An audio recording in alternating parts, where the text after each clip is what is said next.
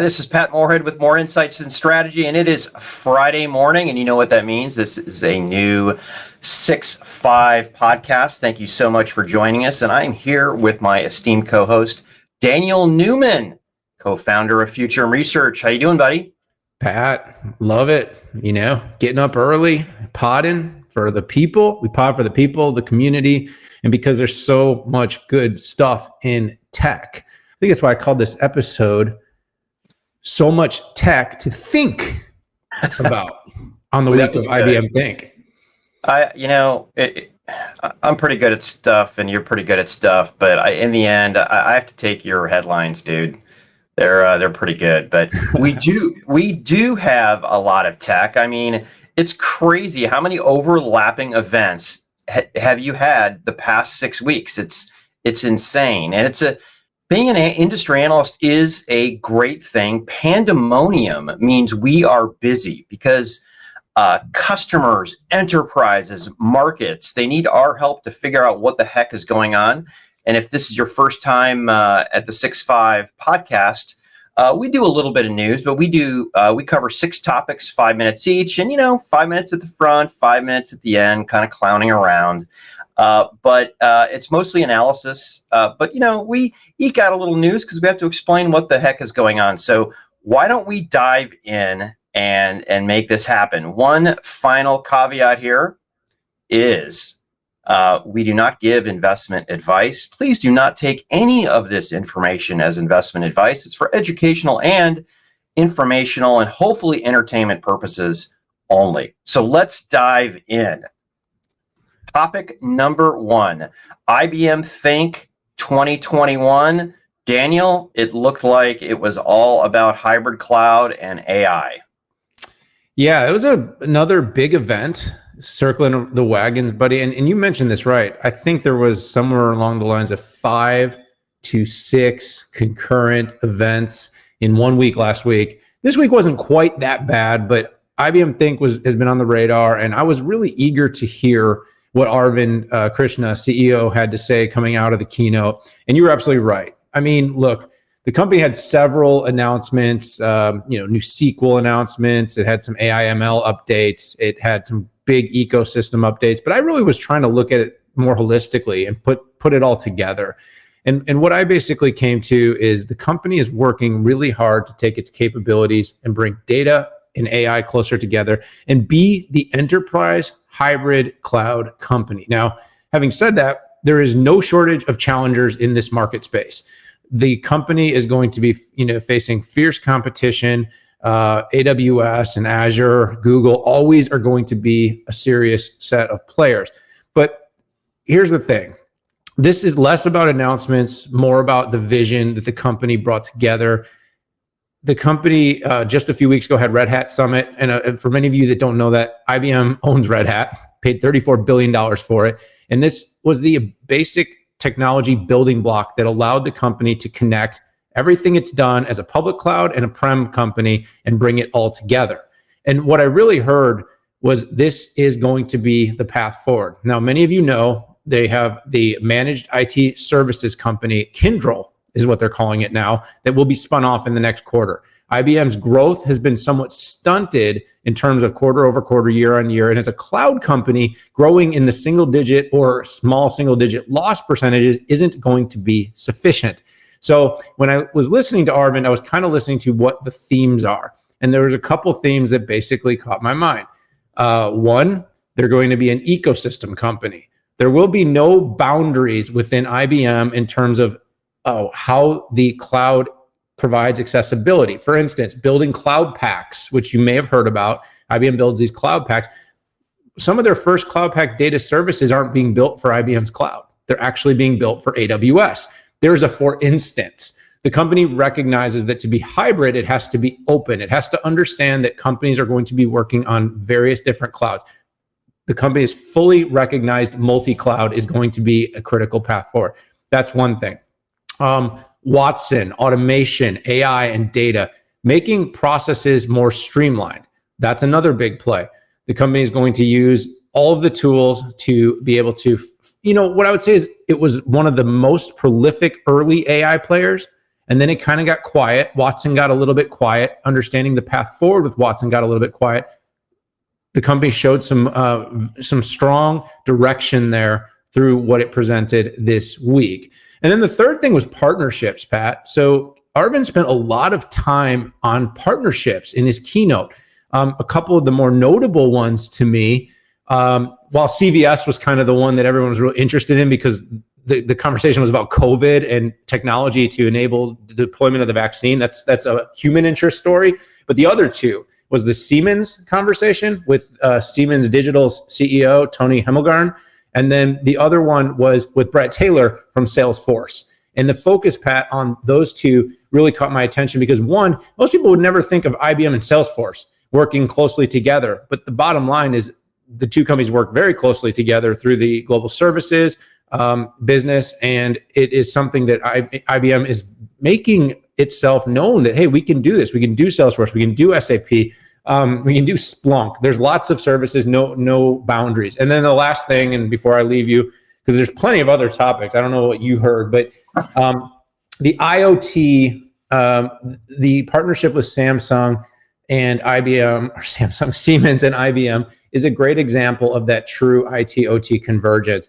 And in Arvind's presentation, he really emphasized the fact that the company is building the cloud to be able to scale not just what's going on in the data center and with traditional IT, but really at the edge with things like manufacturing and OT, which has been something we've talked about for years, but still has a really long way to go.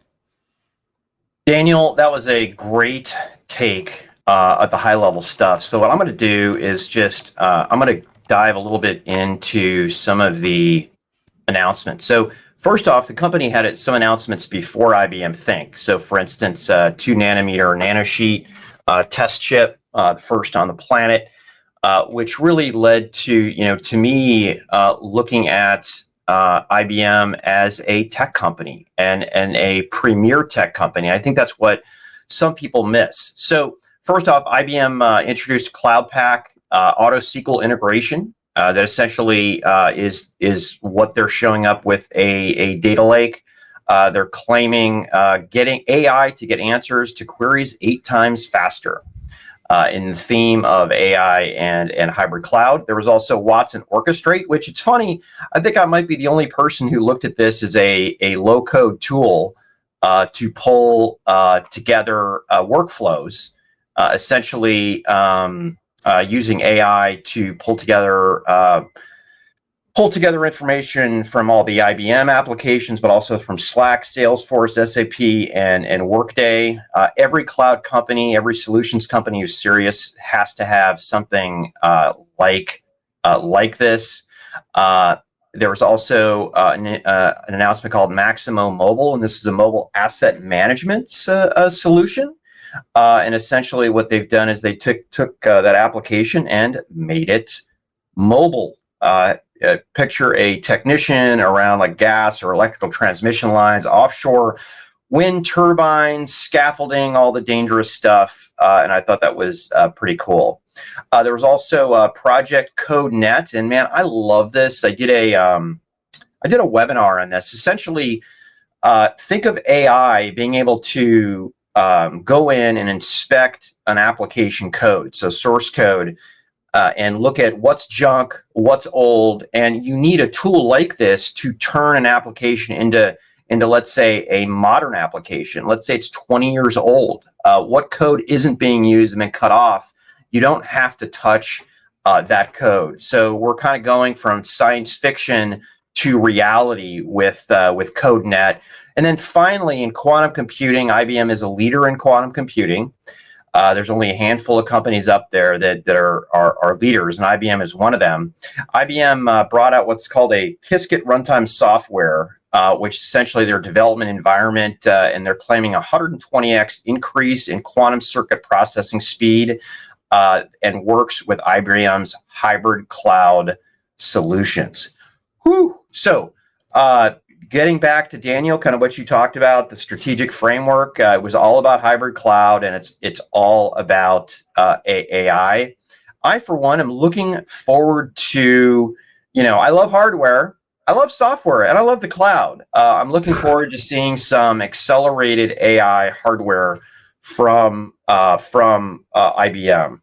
That is kind of the next step. I know they've got a couple designs that they've talked about, but they're a full scale house, and I want to see more of that. I love the cloud and I love the software. I want to see the hardware too. Well, I know you always want to talk about what's that those little nanometers, Pat, and IBM's down to 2. I'm just curious, Right. Are we going to go to like a negative nanometer? I mean, what's the scale at the end of this thing now that we're getting so close to 0? It's going to be a fun race. I'll give you an answer. I mean, I think we've proven we can get to a half, but there's also photonics that we're looking at. So instead of copper being the connector, actually light being the connector. So stay tuned. I knew you'd have an answer for that. It's ridiculous. Okay. Great talk here. We're actually on time here. 5 minutes up front, 5 minutes a topic. But let's move on to the Lattice Semiconductor Investor Day. Wow. I mean, I just love what they're doing there. I mean, if you look at the stock price, it's pretty ridiculous. I don't know if it's 4 or 5x appreciation since new CEO Jim got in there. Jim Anderson has done a great job at the company. And, the reason that I'll reinforce, I'm an industry analyst, but I show up to investor days is because it's the source of truth for all companies. You cannot stretch the truth too far, or you might get sued by your investors. You might get investigated by the SEC, generally bad things you don't want to happen. Jim took an opportunity to do a victory lap on Say Do. I covered this in 2019, and Jim had a list of 10 things they said they were going to do in 2019, and then they had a list of what they did with all blue check marks. That is classic Jim Anderson, and they're doing great. Most interestingly, the company brought out essentially expanded their target, their SAM. So not only is it a target market, but it's an addressable, a serviceable market of the mid-range FPGA with a new product called Avant. Now today, the mid-range, it's about a third in the FPGA market, entry-level, mid-range, and high performance. And essentially, that's measured in terms of lots, which is the compute function for FPGAs. And brand new, they've been working on it for years. They have customers for it. This is squarely in the backyard of Intel and Xilinx. And they entered this market with a unique way to do it. So Intel and Xilinx are all focused on the premium FPGA market and SoCs with premium FPGAs. So they really aren't innovating much at the mid-range and the entry level. And not only are the designs older, but they're using older manufacturing for that as well. So you've got Lattice who comes in, new designs and new manufacturing. I feel like they're going to go and do really, really well. Now, the design cycle is long, right? When you look at the markets they address, I mean, it's a year and a half a design cycle. Finally, from a product point of view, I'm not leaving any oxygen in the room, Daniel. I'm sorry. Were some new packs. One of those were for 5G O-RAN, and the other one was for industrial robotics. And FPGAs are good. They're low power, but on the other side, they're harder than, let's say, a CPU to program. They're easier than an ASIC, but they're harder than let's say a CPU. So these packs essentially allow them to shorten the time to market, which is a great thing. Finally, and here was the mic drop. The financial updates, they're raising their gross margin target to 65%, maintaining OPEX at 35%, raising operating profit for at 30% and above. So listen, it's hard for me to find, huge faults here. I think the biggest challenge that Lattice is going to have is being a market maker, as opposed to, I think they've got the market taker thing down, but the market maker, going after and converting people from ASICs or controllers to FPGAs is probably their biggest challenge. Yeah. Anything else you want to throw in there, just in case I wanted to say something?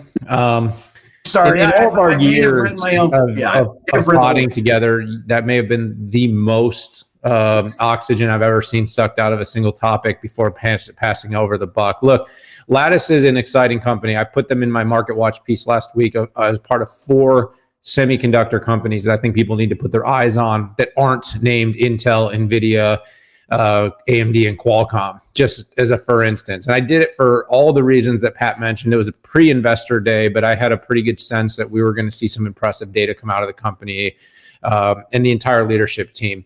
Jim's a disciplined leader. It's very clear. If you look at some of the foundational in terms of things like cash creation, the company has really improved. And perhaps the thing I like the most is, and we take a line out of Pat Gelsinger's Say Do, but that he could legitimately get in front of the financial analysts and say, everything I said we would do, we've done, we've executed. And by the way, that is maybe the most important thing for building a steady foundational company and being investable.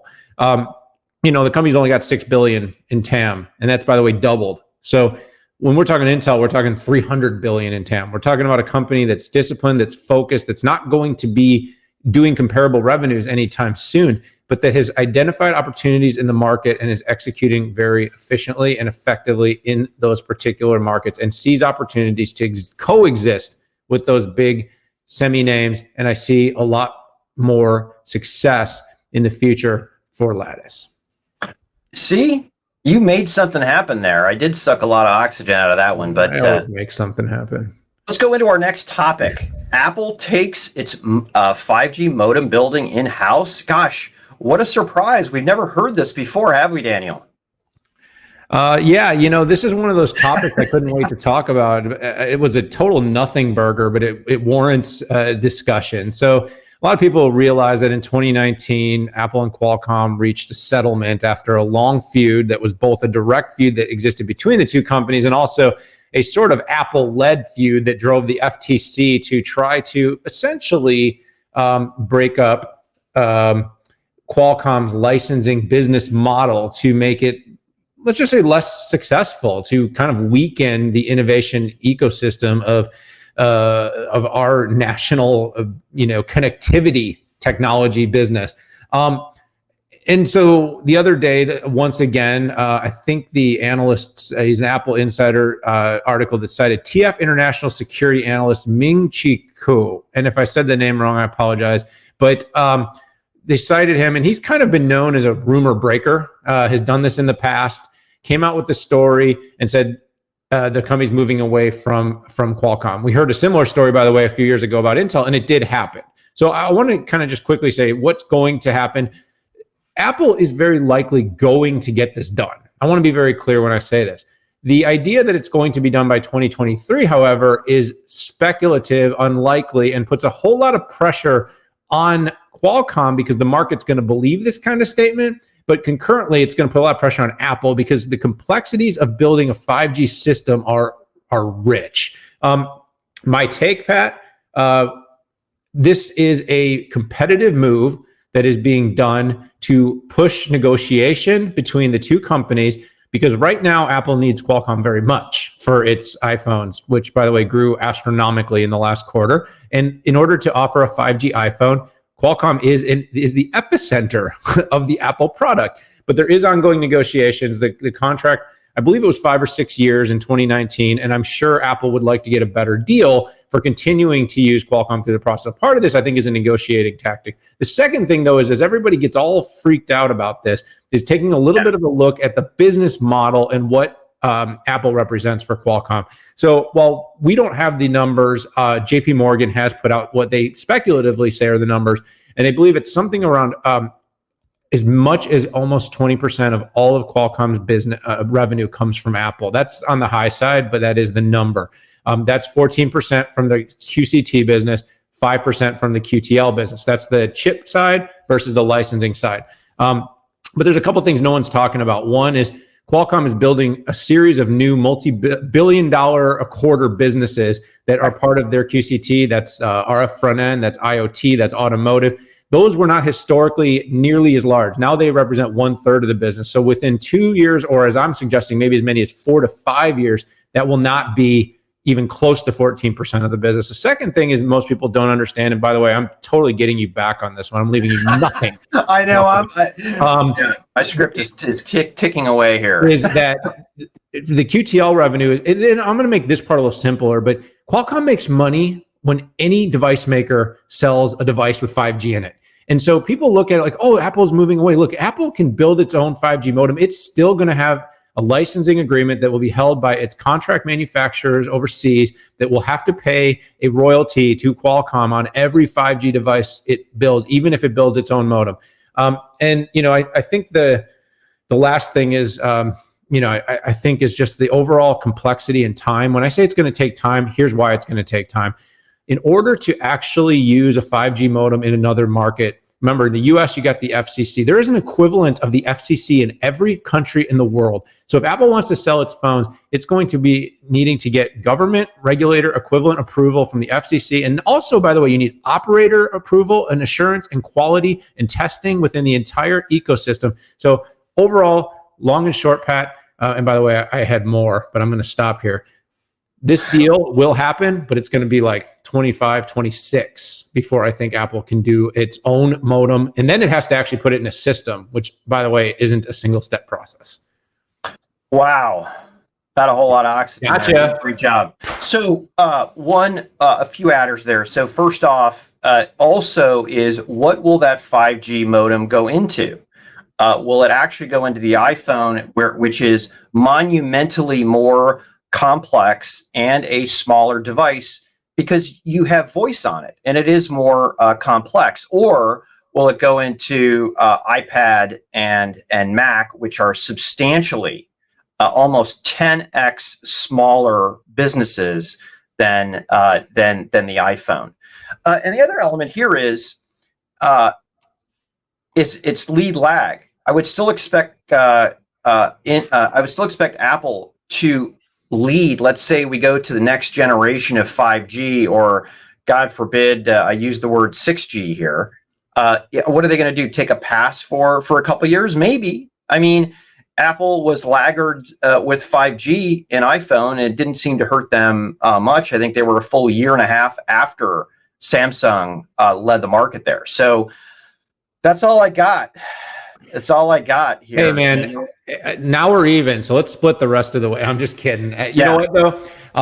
Sometimes, you know, you and I catch fire. You know, you wrote an amazing Forbes piece on that Lattice semiconductor. And you know what? There was a lot to cover. And I think you did a great job. So everybody out there, don't hold it. You know, between the two of us, we get there. And that's why we do it this way. Yeah. Sometimes it's more Pat. Sometimes it's more Dan. But it's always going to be the analysis that you should be looking for. Yeah, and by the way, in complete transparency, Daniel and I do pick kind of lead lag topics. So, yeah, it's not a secret here. Otherwise, I think this would be an hour and a half long. So, speaking of that, let's dive into the next one. So, Plus announces a huge SPAC deal to go public, and it's super exciting here. And I'm not going to hit the financial piece. I just want to talk about the company and kind of why they're differentiated. And yeah, they happen to be going direct listing via SPAC. Oh, and they did a PIPE as well, just if we want to get another terminology in here. So Plus is the world leading autonomous technology company for trucks. Okay. You may not have heard of them before. In fact, their prior name was Plus AI. And they are extremely differentiated. So first off, I believe that their technology is differentiated. When you look at the software and the hardware and the data, they've got a full stack level 4 software, and they can do full autonomous. their hardware is ready for mass production, and they have orders for thousands of trucks already. And their data, they are so far ahead of the competition in real miles driven by an order of magnitude. They've got global partnerships with the largest trucking company in China called FAW, Iveco in Europe, and some of the largest fleet operators in the US, which I know their name, but I can't say it because it's NDA, darn it, but you would be impressed. And I think they've got a roadmap for commercialization with, maybe some of these other companies like Too Simple kind of hanging out and not really having a plan here. And, the company plans to mass produce of driver-in autonomous trucking in 2021 with FAW and full autonomy by the end of 2024. And it's not that they couldn't do full autonomy. It's also the combination of those countries that actually have to let you take the driver out.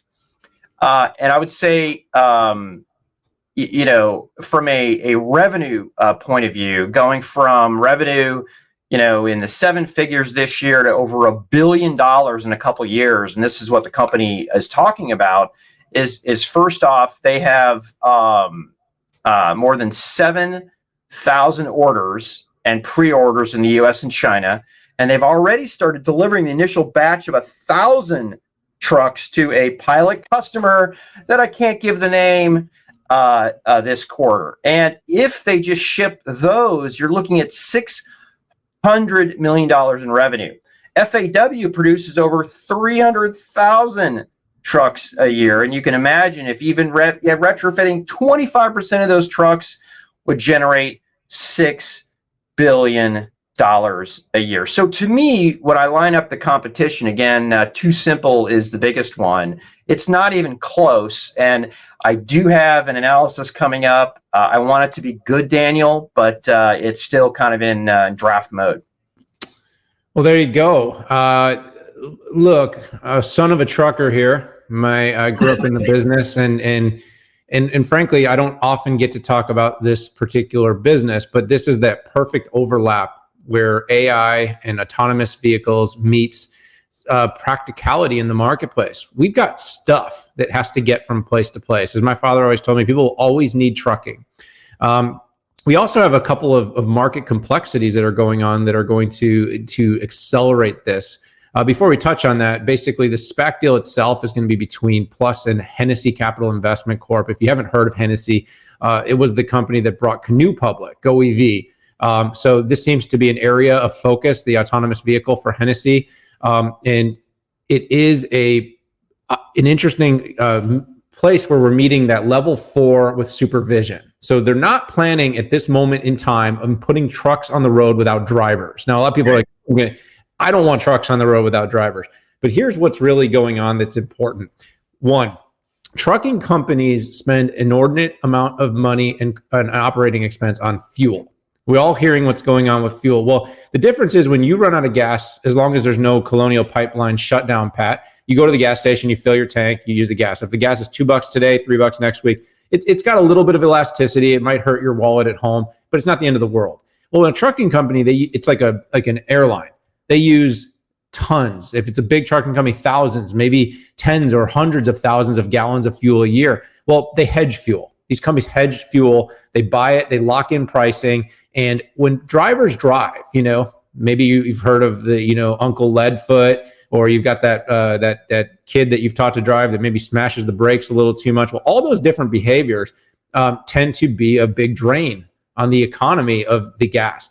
Well, truck drivers have some of those same issues. They don't accelerate smoothly. They don't brake smoothly. And that all uses gas. Well, this level 4 assisted system will allow a driver to sit in the seat and the car to accelerate, the truck to accelerate, brake, at that perfect, and saving 10 to 20% on fuel. That is a massive amount of money, and in itself, within a couple of years, will allow companies to retrofit trucks here domestically or to justify the investment in new trucks in China, because in China, there is no retrofitting.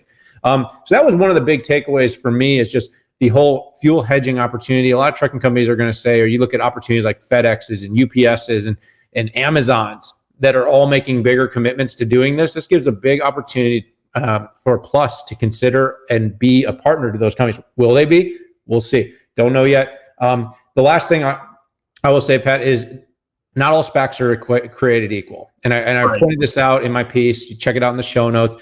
SPACs kind of have a little bit of a rough reputation right now. And I'm someone that's invested in several SPACs.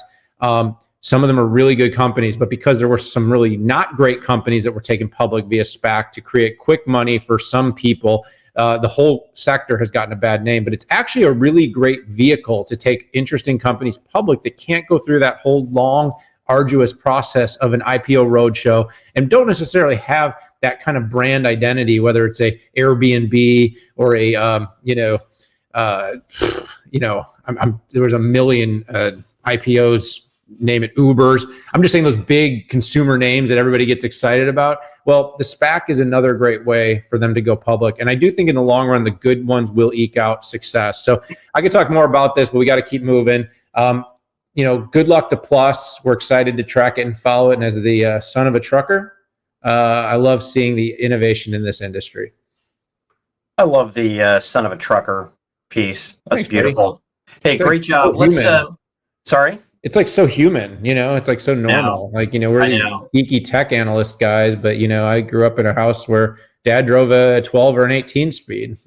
I love that about you. We did own the company, but that's a side deal. I love it. Let's move to the next topic. So Cisco, who seems to acquire a company every 2 weeks, and that's a good thing. And if you look at historically, has done a really good job at acquiring companies and keeping their founders. And Cisco acquired Socio to, I hope I said that correctly, Socio to improve Webex events.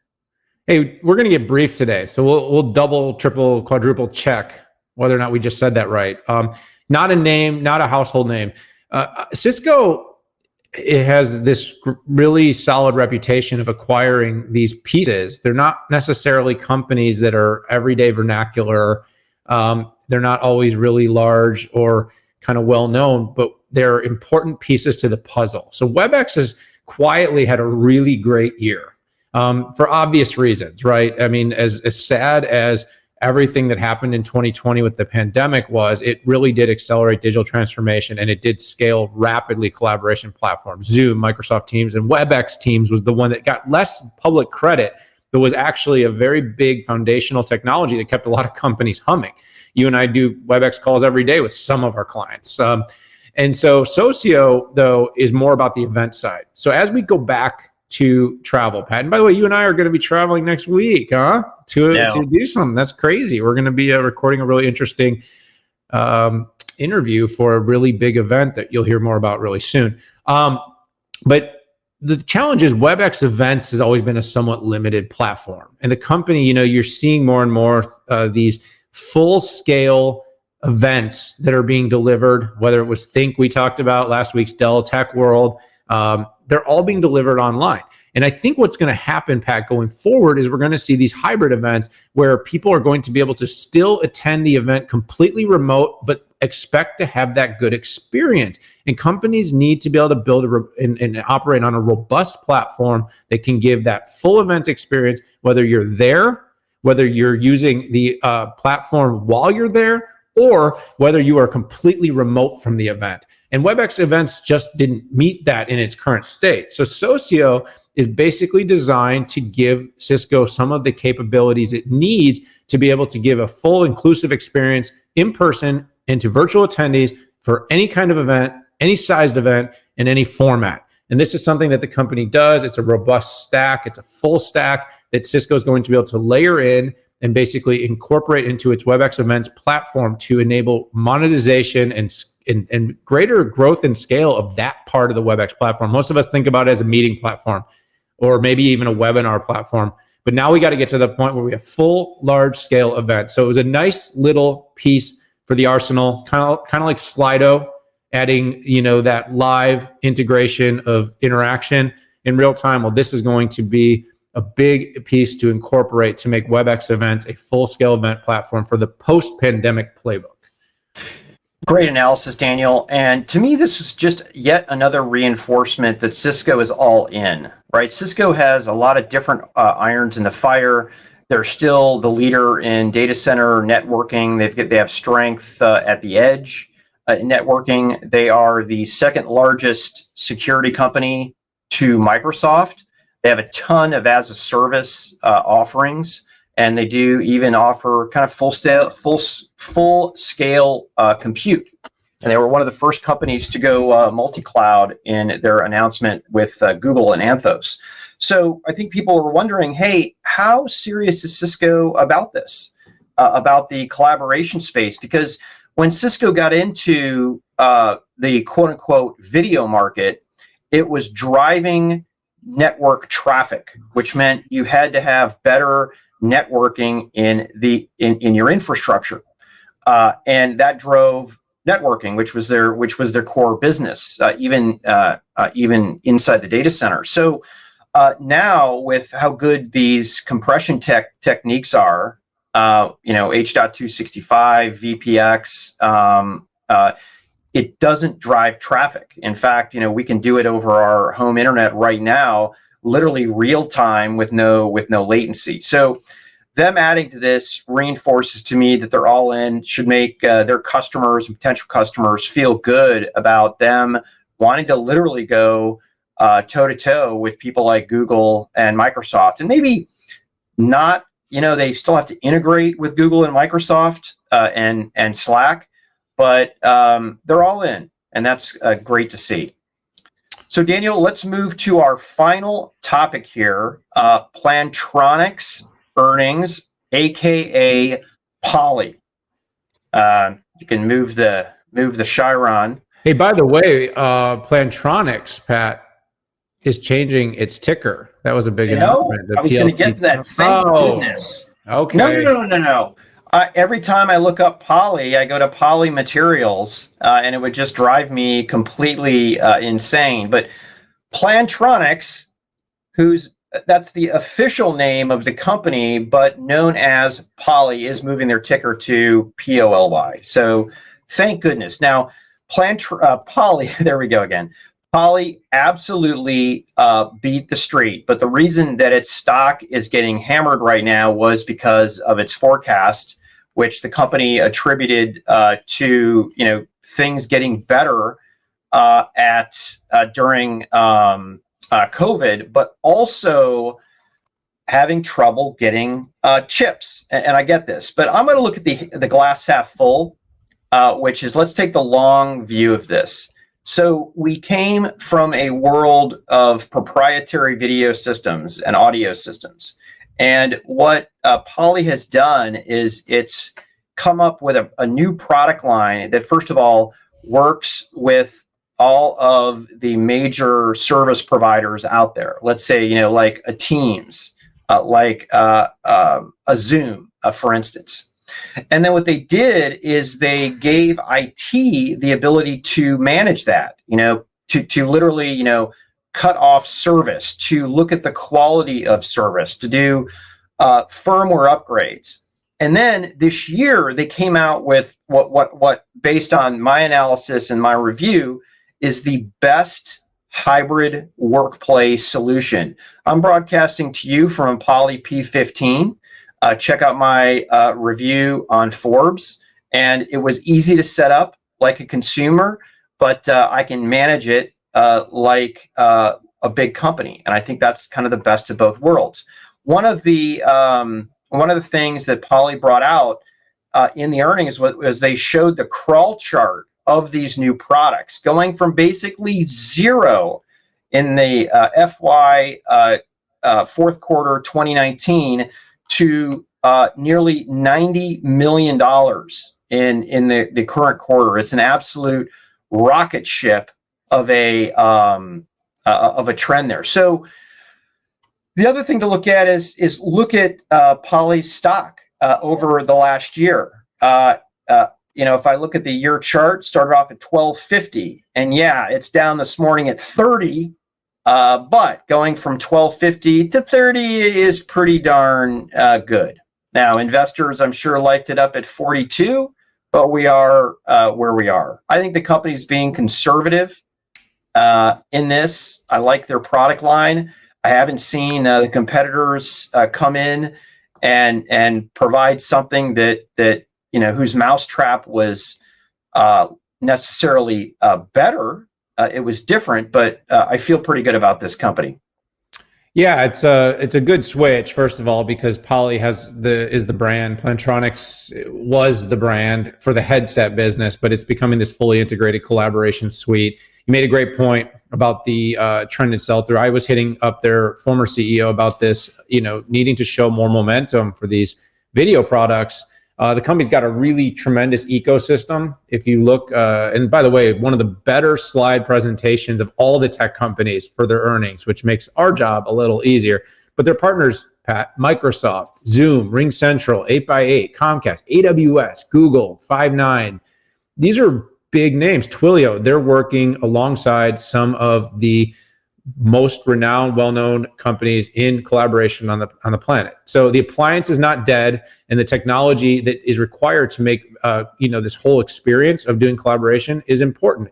It's consistently rolling out new products. It's got some great new headsets. Pat, you and I got an early Voyager Focus 2 headset. Been using it, really like it. It shipped its 30 millionth phone this month. The company's getting smashed today, by the way, on guidance. So, we can talk about that for a minute, but sometimes your own success becomes, the halo around your head becomes the noose around your neck. The company's had some really, really good quarters. Early in the year, it was triple digits, then double digits. And, now it's basically saying, oh, we're only going to do, I think its guidance was like 410 million to 430. And that's less than this quarter. And, when you show sequential or year over year pullback, sometimes the street likes to really hammer you for it. But again, at the same time, it's almost quadrupled. So now it's only tripled from where it was sitting. The company's on the right trajectory. A little consolidation, a little pullback is not an indicator that the company's not on a good track. The company is on a good track. It's doing the right things. It's actually picked this partner route, and it's doing very well. It's been very successful at it. And I do believe that this collaboration thing is not going anywhere. COVID is not going to end it. We will be doing more of it, and we will want the experience to be better. Poly is one to watch for the future. Good analysis, Daniel. And you know what time it is? It's time we wrap this episode. Daniel, we have some pretty big news coming out about the 6.5 Summit, and expect something on Monday. The site is live if you can't wait. And check that out. But we're pretty stoked. I think we have 50 speaking slots that are completely filled with the leading companies in the industry of tech. And I am super stoked about it. We just want to thank you for listening to us talk, listen to our analysis. We love feedback, good and bad. You could probably the best way is to hit Daniel and I up on Twitter. If you liked what you heard, hit that subscribe button at your favorite podcast or YouTube if you're watching this on there right now. Have a great weekend, folks. We really do appreciate you and the time that you spend. Your feedback makes us better, and we are committed to bringing education, information, and entertainment when we're all in good moods. So with that, let's bring this to a wrap. Have a great weekend.